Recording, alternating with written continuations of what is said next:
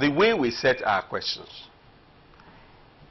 the way we moderate our questions are not necessarily open to the public enough for teachers themselves to be able to follow suit and have it inculcated into their system.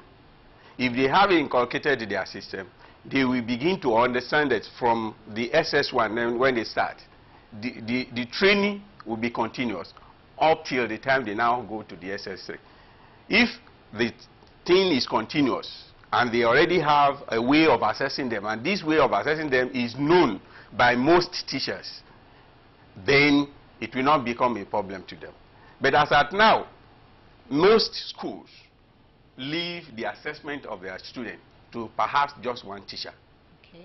Sometimes these teachers also are weak in certain areas. Sometimes these teachers are not even trained at all. Okay.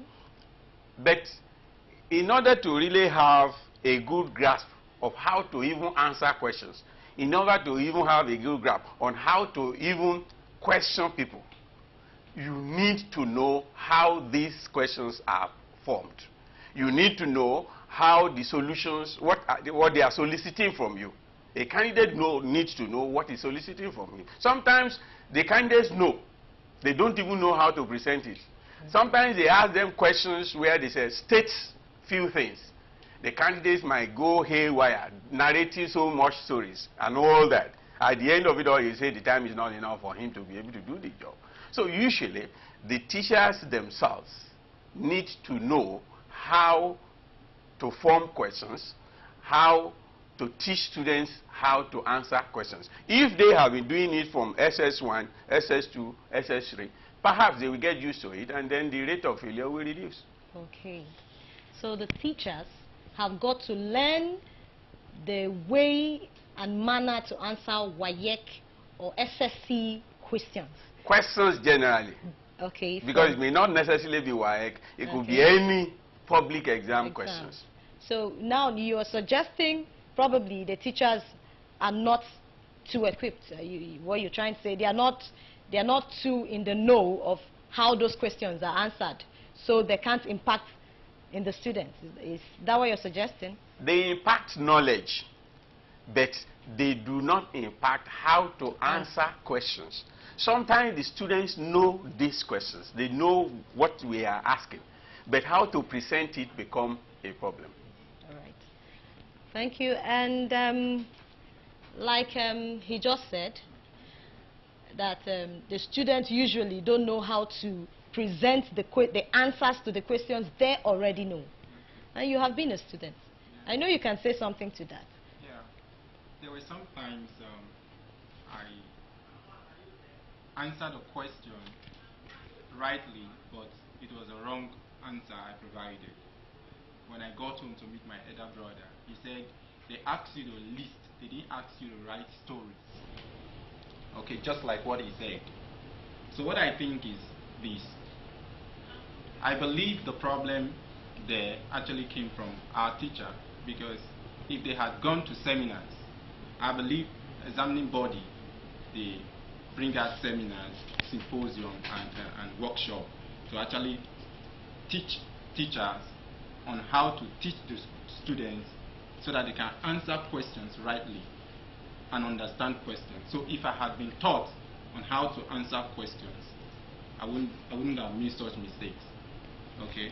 All right, so let's get it right there, that it means examining bodies have to look for a way to organize seminars, symposium for teachers, so they can be at the know. I think that's what I get out of that.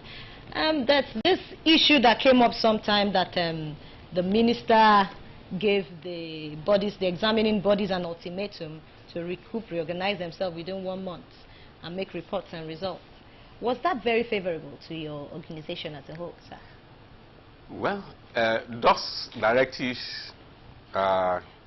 is usual from a minister. He wants a result quickly.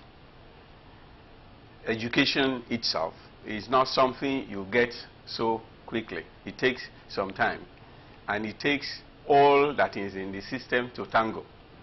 Take, for instance, the issue of releasing result on time, or releasing all the papers on time. a child that cannot shade his number, his examination number correctly, there is no way you could easily release such results on time. These are computer-oriented things. You ask computer to scan, and the computer rejected it. Before you can try to score, you will be delaying so many others that are supposed to be there. So usually, we will try as much as we can. We will work harder than what we were before to ensure that we train students. That is, we give enough time for them to shade and give their biodata before they answer questions. As much as they can do that, the release of our results will be quicker than what we have. But then it is a general thing. It is not something that the only examining bodies we have to work hard at. The teachers themselves have to also work hard at their students so that they will read instructions clearly, and then also ensure that their biodata are input into the system accurately so that the result can be released to time. All right, thank you.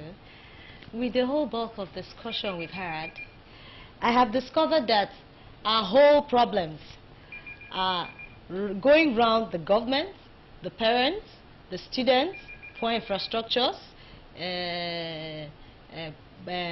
teachers, and I would like you to just say the one that is particular. I mean, the problem that is more pressing, the one that is more obvious to be the cause of poor performance.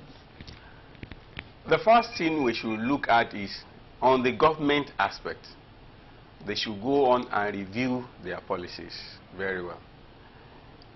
Policies on how to even approve schools should be such that they give it enough publicity for anybody who wants to establish school. These are what we expected of it, so that anybody who wants to establish school, be it government, be it individual, be it also organizations, they will be abreast of the things you wanted them to have before you establish schools. Okay, let's take this call.